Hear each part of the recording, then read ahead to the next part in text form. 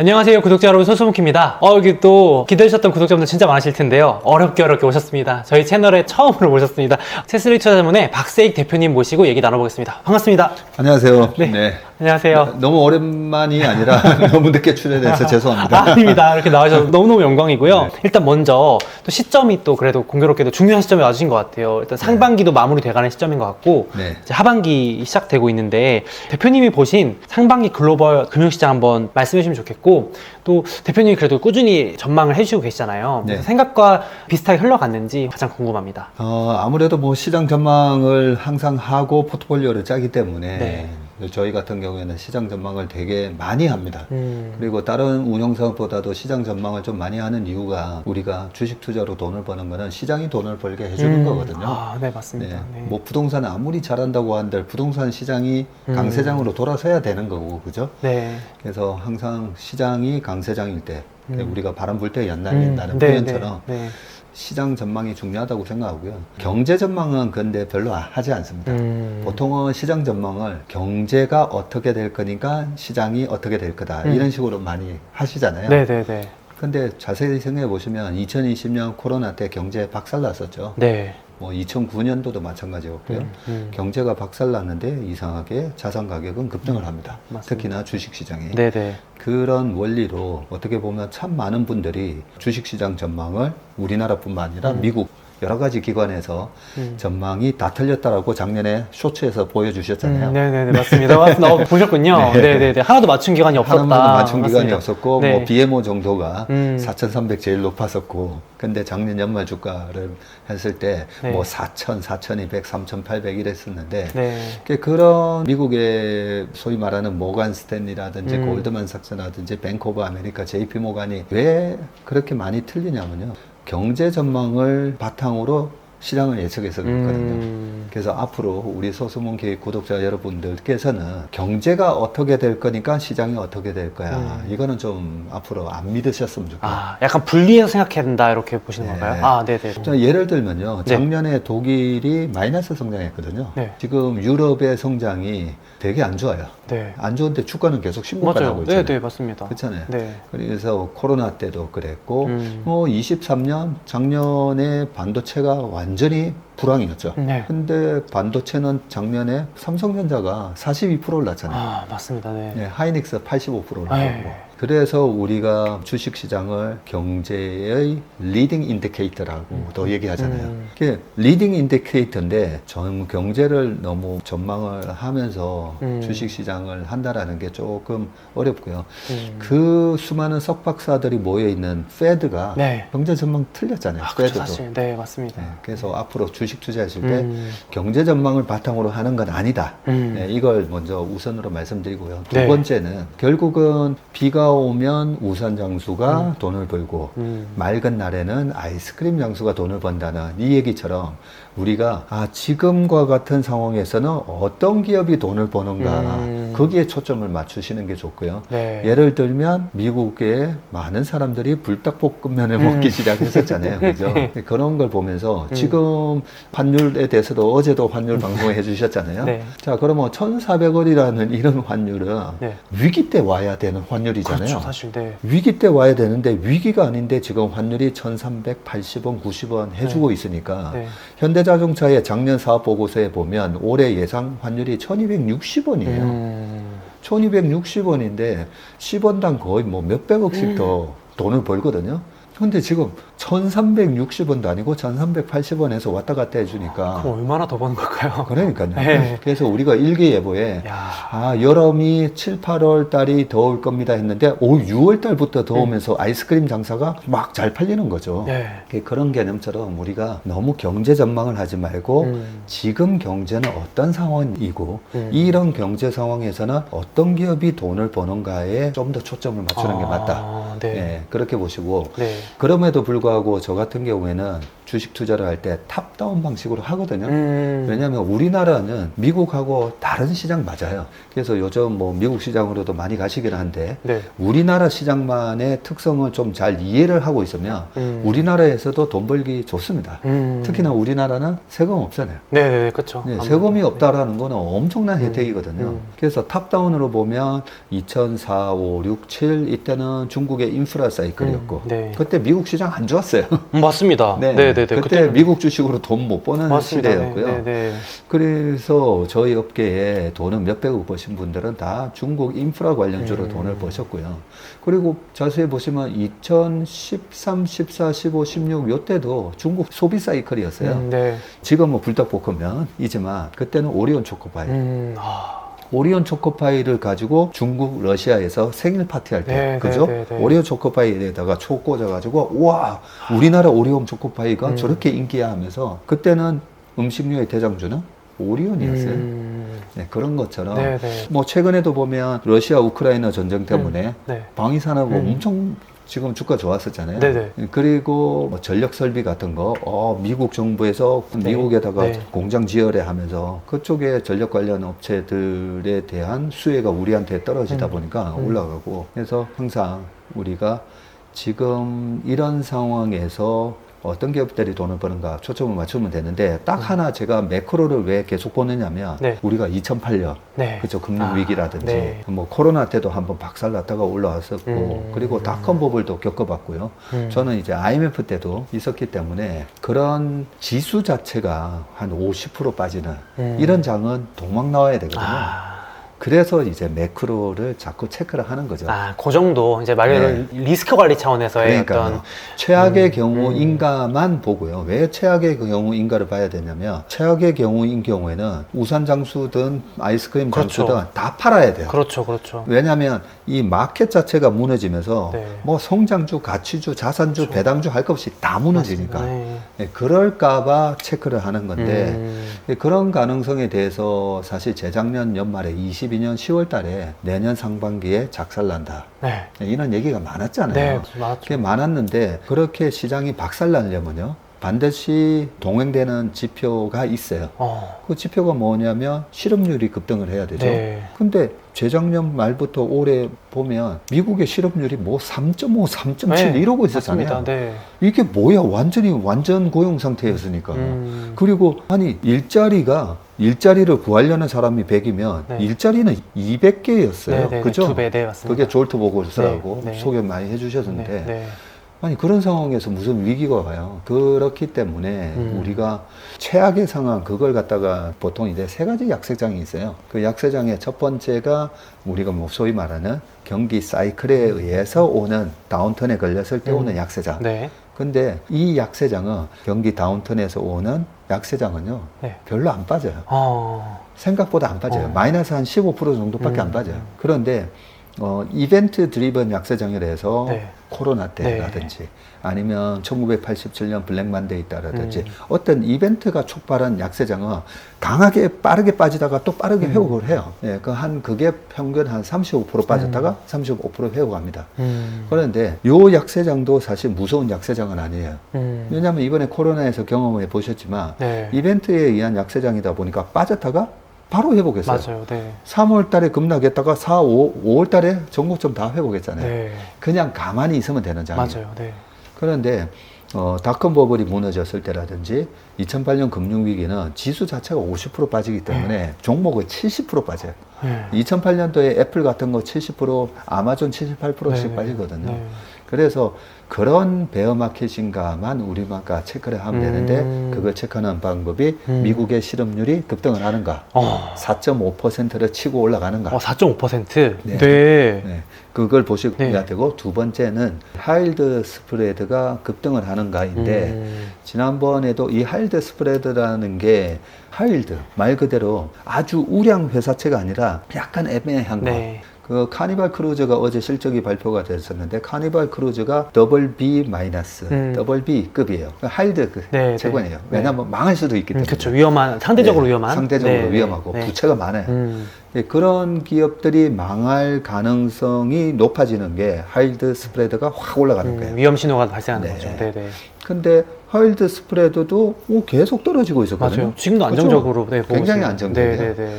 그래서 하일드 스프레드를 보면 아니네. 구조적 약세장은 오는 건 아니네. 그리고 마지막 하나로 제가 체크하는 게 네. 엔화예요. 엔화, 네. 안전자산으로서 네. 엔화. 그래서 엔화가 급등을 하는가가 마지막으로 판단을 할 때 엔화마저 급등을 하잖아요. 네. 이거 정말 위험하다. 뭔가 위험하다. 좀 경고 신호다. 네, 그렇게 봐야 되는데 네. 자, 뭐 작년 3월 달에 미국 지방은행 사태 있었잖아요. 네. 네. 봐봐, 이제 정말 미국의 은행이 무너지면서 시장이 박살날 거야. 근데 3월 달에 플러스 나고 4월, 5월 달에 맞아요. 올라갔었잖아요. 네네네. 그때도 저는 혹시나 네. 금융기관이 무너지는 거는 조심해야 되니까 네, 네. 혹시나 해서 봤는데 뭐야, 하일드 스프레드 안정적이고 엔화 안정적이고 문제 없는 거예요. 실업률 네. 그대로고. 그런 걸 보면서 우리가 그런 구제적 약세장이 아니다라고 생각을 하면 그 다음부터는 이제 밸류에이션을 보는 거거든요. 그 밸류에이션을 보면 2022년 10월 달에 미국 시장이 바닥을 찍을 때 3,500에서 네. PER 15배예요. 네. 10년 평균이 17.7배인데 평균보다 밑에 있잖아요. 그런데 시스템 리스크 아니에요. 네. 그러면 사야죠. 그렇죠. 네, 그럴 때 사는 거고. 그러면 지금은 어떤가? 21배. 근데 금리가 좀 높아. 네. 그죠? 네. 그래서 지금은 이제부터는 약간 한 4개월 동안은 조심해야 된다. 네, 조심해야 되는데 그거는 너무 좀 많이 올랐고 그렇기 때문에 지금 뭐 필라델피아 반도체 지수가 30% 올랐잖아요. 네, 올해만. 네. 작년에도 많이 많이 올랐는데 올랐는데, 네. 올해도 30% 네. 오르고 다우는 뭐 4% 올랐지만 나스닥 같은 경우는 15% 오르고 네. 하다 보니까 미국은 연평균 10% 오르는데 S&P 500이 작년에도 25% 오르고 맞습니다. 야, 올해도 지금 10% 이상 오르면 약간 과할 수가 있는데 PER이 21배네. 네. 근데 금리가 10년물 국채 금리가 뭐 2%, 1.5% 하면 PR이 한 24배 해도 돼요. 근데 금리가 지금 높잖아요. 네. 그러니까 워런 버핏마저 애플을 여기서 더 사지 않고 2년물 국채 단기채나 샀던 거죠. 네, 그런 식으로 이제 좀 전체적인 시장을 한번 서머리 해보고 그래서 우리가 주식 투자를 할 때 어떤 기준으로 투자를 할지 말지 판단해서 경제 지표를 바탕으로 시장이 어떻게 될까 이런 거 이제 믿지 마시라는 걸 말씀드리고 네. 항상 통계적으로 평균 미국 시장은 17.7배. 우리나라는 어떻죠? 우리나라는 사실 PER로 하는 게 아니라 PBR로 네, 봐야 자산 된다잖아요. 가치로 많이 보더라고요. 네, 네. 우리나라는 왜냐하면 네. 사이클 기업이 많기 때문에 그래서 우리나라는 제가 그런 위기에서 뭐 시장이 이제 큰일 납니다 할 때마다 제가 방송 나와서 하는 얘기 있잖아요. PBR 0.9 밑에서 지르면 한 번도 터진 적 없다고요. 네네네. 네, 1년 그것도 뭐 3년 5년 가져가시라는 게 아니라 1년 안에 한 번도 터진 적이 없어요. 네네네. 그러면 올해는 PBR이 0.9배는 얼마냐? 한 2,530 정도 돼요. 그래서 작년 연말에도 이스라엘 하마스 전쟁 터졌죠. 네. 이란하고 이스라엘 전쟁한다 그러죠. 뭐 그런 거 할 때마다 그런 거 너무 신경 쓰지 마시고 우리가 군사 전문가가 될 필요 없어요. 그렇죠. 네, 코로나 때 다들 바이오 전문가가 되세요. 네. 너무 바이오 전문가가 되면서 아니 PBR 0.6이었는데 1430 갔을 때는 0.55였어요. 네. 그러면 제 머릿속에는 결국 1배 가는데 네. 근데 지수가 1배 가는데 0.55였으니까 얼마예요? 80% 90% 나는 찬스잖아요. 네. 그런데 그 중에서도 주도를 할 수 있는 환율이 그때도 높았으니까 네. 수출 대형주 사면 돼요. 그냥. 그렇죠. 그러면 야 지수가 80%면 뭐 수출 대형주 사면 이거는 150% 수익 나는 거다 해서 그때 뭐 미친 척하고 나와가지고 지금 코로나 지금 2차 팬데믹이 오는데 저 사람 미쳤나 하는데도 사도 된다는 거죠. 그래서 우리가 그런 시장 외적인 거에 너무 신경 쓰지 마시고 바이러스 터졌을 때 바이러스 전문가가 될 필요가 없고요. 맞아요, 맞습니다. 네, 그리고 뭐 전쟁 났을 때 군사 전문가 될 필요가 없고요. 그냥 우리나라 주식은 0.9 이하인데 환율이 지금처럼 1,300원 이상이다.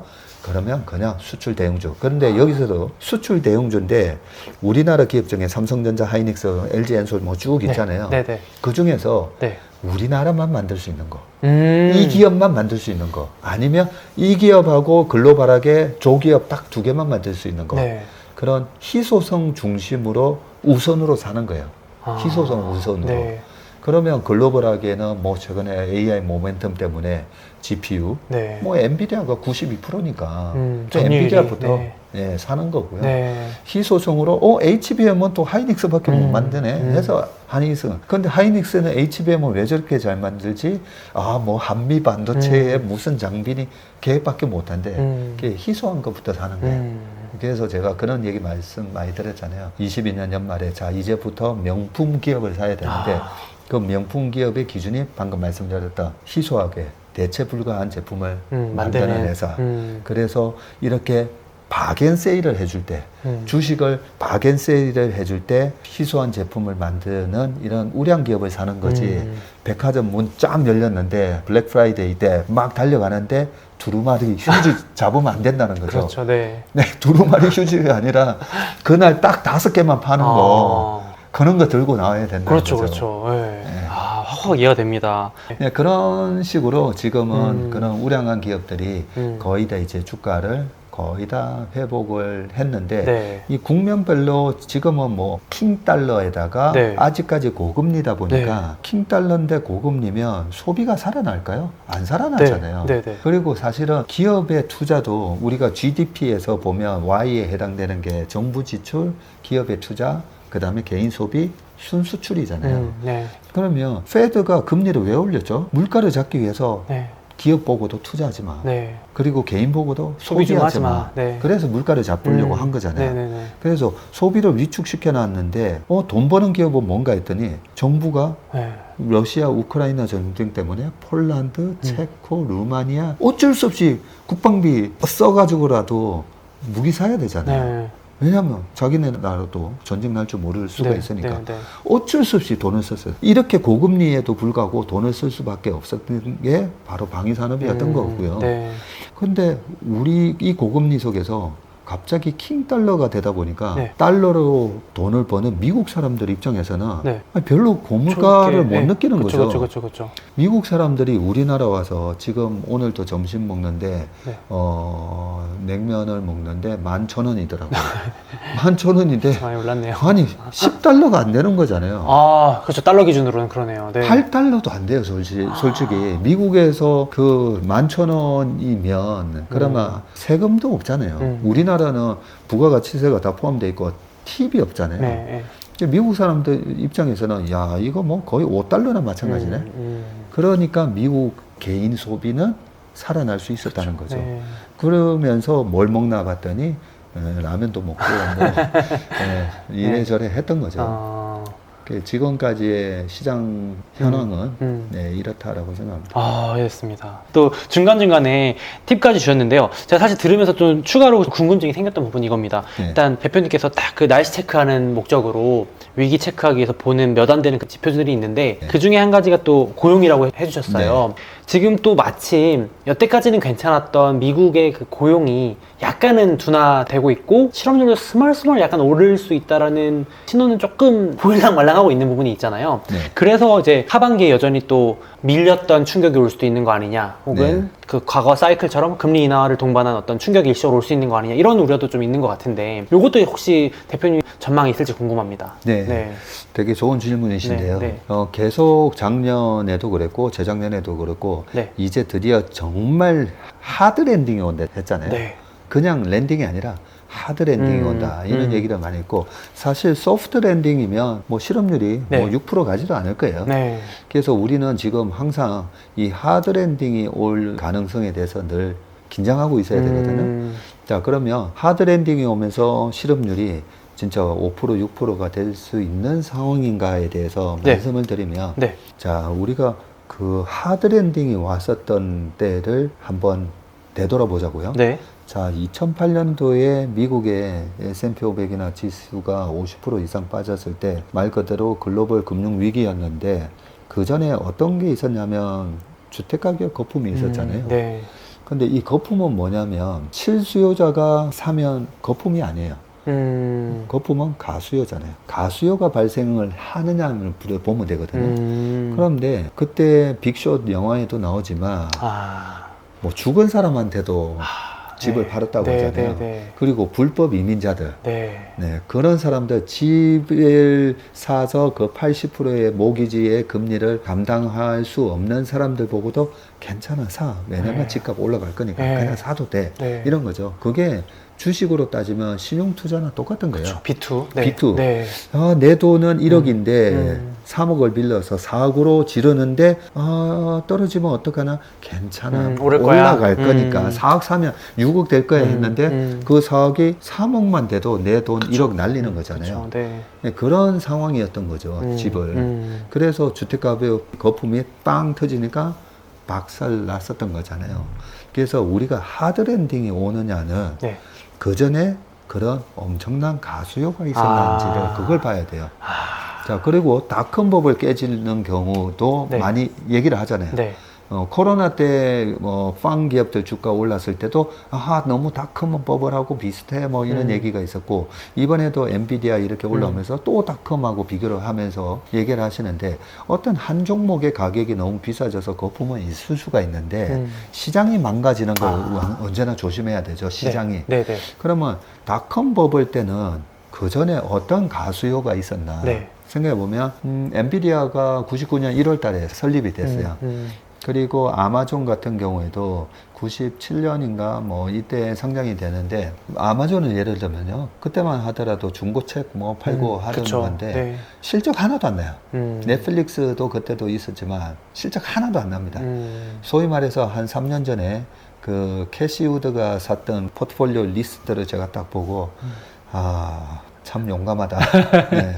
뭐 돈나무 언니라고 막 다들 얘기하셨는데 제가 용감한 언니구나. 네, 그 닷컴 때도 이분은 저보다 나이가 많으시니까 분명히 닷컴을 보셨을 건데 왜 그런 주식을 다시 사셨지? 이런 느낌이 들 정도로 그게 실적이 안 나는 주식들로 그쵸. 주가가 오르다 보니까 그때 나스닥의 PER이 190, 600까지 갔었고 S&P 500의 PER이 44배 갔었어요. 지금 21배잖아요. 네. 그 정도로 실적이 안 나오는 주식이 자, 이제 온라인 세상이 도래하는 거야. 네, 그것 때문에 96년, 97년, 98년, 99년 주구장창 올랐고요. 네. 근데 중간에 98년도에 러시아 디폴트 때문에, 그리고 우리나라 IMF 있었잖아요. 네. 그러니까 페드가 또 금리를 살짝 인하해줬어요. 인하를 해주니까 와 신난다 하면서 또 그 닷컴 주식들을 질렀던 거죠. 98년 러시아 디폴트가 있었던 8월 달에, 그리고 롱텀 캐피탈 매니지먼트가 무너졌던 10월 달에 나스닥이 1100이었어요. 1700, 1800 하다가 1100까지 확 빠졌다가 네. 그 1100이 딱 1년 5개월 만에 네. 5100이 돼요. 야. 1100이 지수가 1100이 5100이 돼요. 그 정도로 이제 거품이었는데 네. 마지막 99년도의 거품은 닷컴으로 만들어진 게 아니고요. Y2K라는 걸로 만들어졌어요. 네. Y2K, Year 2000이라는 거죠. 네. 1999년에서 2000년으로 넘어가게 되면, 그때 당시에는 컴퓨터 언어가 코볼을 많이 썼거든요. 네. 그 코볼의 프로그램 언어에 들어가 보면 날짜를 99-12-31로 이렇게 표시가 돼 있었던 거죠. 네. 지금도 우리가 워드 프로세서 하다 맞아요. 보면 네. 뭐 2024-06 하면 바로 뒤에 날짜 뜨잖아요. 네. 그런 것처럼. 네. 근데 그 월스트리트에서 애널리스트가 그걸 리포트를 딱 만든 거죠. 큰일 났다. 99년 12월 30일이 딱 지나면 2000년이 되는데 네. 이 코볼은 2000년이라고 표기가 안 되고 그냥 또 00-01-01이 되면서 이 00이 1900년으로 인식될 수가 있다는 거죠. 그러면서 이 내러티브가 되게 중요한 건데, 그러게요. 공포의 내러티브가 만들어지면서 야. 잘못하면 러시아의 핵미사일, 핵무기 프로그램이 오작동할 수가 있고 전 세계가 혼란에 빠질 수 있다. 이거 빨리 대응책을 마련해야 된다. 우리나라 신문에도 일면에 나왔었어요. 진짜요? 네. 그러면 그 신문 일면을 보는 각 기업의 CEO 분들이 어떻게 하시겠어요? 네. 전산 실장 좀 올라봐. 이랬을 거 아니에요. 네. 우리 이거 대응책이 있어? 하면 전산 실장님 입장에서는 어떤 일이 벌어질지 모르는데 괜찮을 겁니다라고 얘기하는 것보다는 네, 저희도 대책을 마련해야 되는 것 같습니다. 그래서 오라클부터 해가지고 네네네. 시스코니 뭐 해가지고 이번에 싹 다 바꿔야 됩니다.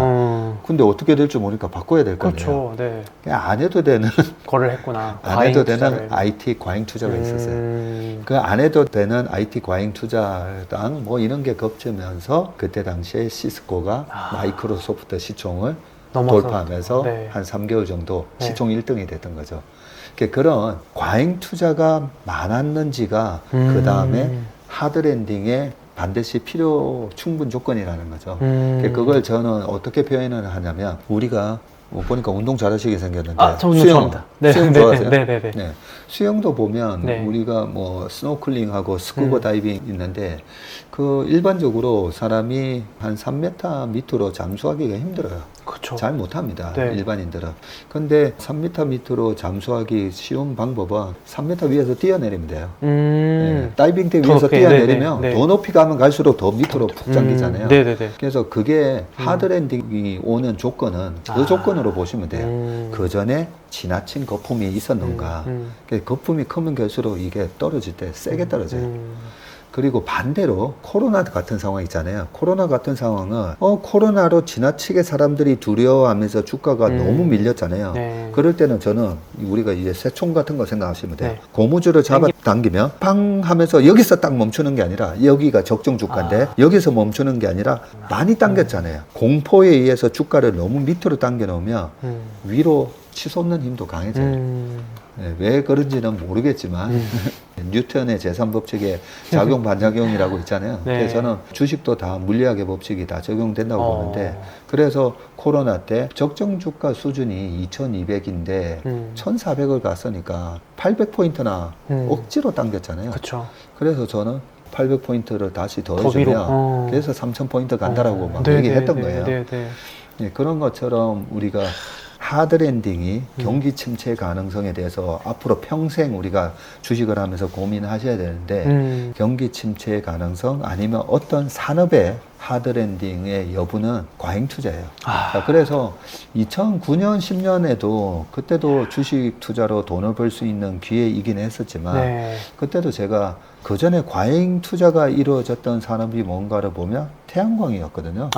그때 2006년, 7년도에 네. 삼성전자 주주들이요. 네. 제발 삼성전자도 태양광 진출 좀 해라. 그랬어요? 네. 야. 네, 그렇게 분위기가 요청을 그 했어요. 정도였군요. 네. 네, 근데 네, 네. 끝까지 삼성전자에서 야. 이게 폴리실리콘이라는 게 말 그대로 실리콘이잖아요. 네. 그래서 폴리실리콘의 태양광 인곳을 만드는 거나 그 웨이퍼의 인곳이나 사실 좀 비슷한데 삼성전자가 엄청난 반도체의 노하우이기 때문에 우리도 태양광 진출만 하면 네. 주가가 빵 뜰 것 같은데 네. 끝까지 안 하는 거예요. 근데 지나고 보니까 그때 태양광 진출해서 그룹이 무너진 케이스가 웅진. 그 케이스예요? 네, 웅진 케이스도 있고 뭐 몇 가지 회사 좀 더 있는데요. 네. 그래서 야. 그때 당시에 저도 보면서 야 저거는 과잉 투자다. 예, 그게 진입 장벽이 되게 높으면 모르겠는데 경쟁자들이 많이 침투를 하면서 서플라이어죠. 공급자가 많아지면 가격이 폭락하게 돼 있거든요. 그걸 우려를 했었는데 결국은 가격이 폴리실리콘 가격이 폭락하면서 그렇구나. 그때 당시에 2007년 6년도에 유가가 2007년도에 100불을 돌파하고요. 네. 2008년 초에 147불 가거든요. 그렇다가 2008년 말에 이제 다시 40불 빠졌다가 2009년도에 금리를 제로로 낮추다 보니까 유가가 다시 110 가거든요. 그 110 가는데 풍력, 태양광 다시 이제 반등이 들어가는데 실제로는 가격이 폴리실리콘 가격이 110불이었던 게 60불이 되고 그 다음에 30불, 20불, 10불, 4불 그렇게 떨어지면서 결국은 태양광 시장이 고성장을 했지만 실제로는 적자. 그래서 OCI 군산 공장 셧다운, 뭐 중국의 무슨 공장 셧다운, 어디 우리나라 그룹에서 태양광 진출했던 회사 워크아웃 이런 식으로 됐기 때문에 항상 과잉 투자가 있었느냐. 그래서 서론이 좀 길었는데요. 작년이면 23년이잖아요. 네. 22년에 금리를 올렸어요. 네. 근데 그 전에 그러면 우리가 과잉 투자가 있었나라고 보면 코로나가 20년에 터졌잖아요. 예. 2차 팬데믹이 21년에 왔어요. 예. 중국은 22년도에 또 생뚱맞게 또 방역한다고 난리치면서 네, 그죠? 네. 네, 폭스콘 공장에서 폭동 나고 했던 게 22년 11월이에요. 3년 동안 내내 그냥 3년 내내 무슨 설비 투자 이런 거 없어요. 네. 단지 2차 전지는 계속 설비 투자가 많아졌었지만 글로벌하게 경제 전반적으로는 코로나 상황인데 뭔 투자였었냐는 거죠. 네네. 그래서 과잉 투자가 없었고, 자 그러면 2019년 18년도에는요. 2019년도에 ISM 제조 PMI 막 46, 47 이랬어요. 저조했구나, 되게. 왜 저조했냐면 네. 트럼프가 미국 때려서 관세. 미국이 중국 때리기 관세 전쟁하고 네네. 그러면서 2019년도에도 전부 다 야 이거 어떻게 되는 거지? 지켜보자. 네, 지켜보자. 2018년부터 트럼프가 관세 때리기 시작했잖아요. 그래서 2018년 7월 5일인가 첫 관세가 때려지는데 그래서 본격적으로 2018년 한 5월 달부터 트럼프가 막말하면서 거의 투자가 이거 어떻게 되는 거지? 중국에다가 공장 지으려고 했는데 야 중국에다가 공장 지으면 안 되는 거 아니야? 그런 상태가 되면서 2018년 하반기부터 2019년, 20년 코로나, 21년, 22년 아니 과잉 설비 투자가 없었는데 무슨 하드 랜딩이 온다는 거냐 그 얘기를 이제 계속 했었던 거죠. 그래서 앞으로도 이거는 평생 써먹으시면 된다는 거죠. 네네네. 너무 좋습니다. 그래서 주가가 조금만 빠져도 비관론자 그쵸, 아무래도 나오게 나올 되잖아요. 수밖에 없죠. 네. 그리고 언론에서는 웬만하면 또 아주 자극적으로 얘기하는 분들을 인터뷰를 해야 조회수가 많이 나오고 하니까 네. 또 극단적인 비관론자분들이 항상 아무래도. 시장의 바닥에서 나오거든요. 네, 주목을 받죠, 또. 네, 맞습니다. 네. 아니 여기서 더 빠진다고? 네. 네, 그런 상황에 얘기가 나올 때 방금 말씀드렸던 최근 3년 동안에 우리는 과잉 설비 투자가 있었는가 그것만 생각하시고 네. 아니네 하면 그때 치르면 야. 네, 그게 바로 주식으로 저는 돈을 쉽게 버는 방법이라 생각합니다. 야. 아니, 이게 제가 사실 우문이 한다고 그러신 게 사실 하반기 전망 같은 되게 짧은 시야를 가진 질문을 드렸는데 이제 평생 써먹을 수 있는 방법을 알려주셔가지고 들으면서 깜짝 놀랐습니다. 정말 구독자분들도 아마 도움 많이 되실 것 같고 진짜 물고기 잡는 법을 알려주는 게 사실은 너무 좋잖아요. 이게 그래서 꼭 메모해 주셨다가 계속 써먹으시면 좋을 것 같습니다.